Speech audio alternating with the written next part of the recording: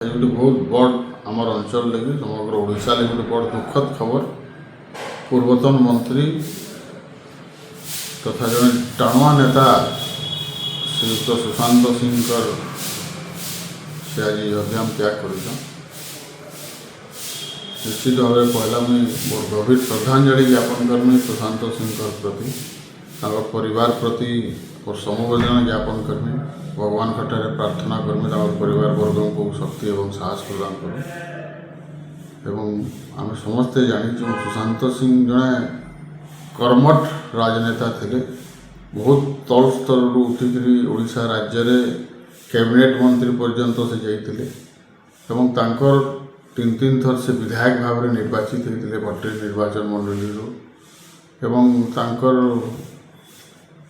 सबुठ बड़ गुण था जे बहुत गरीब दुखी लोक से पाठ पढ़ारे हो झील मान बाहागर कार्यक्रम हो बहुत साहाय्य से पर्सनाली करुले।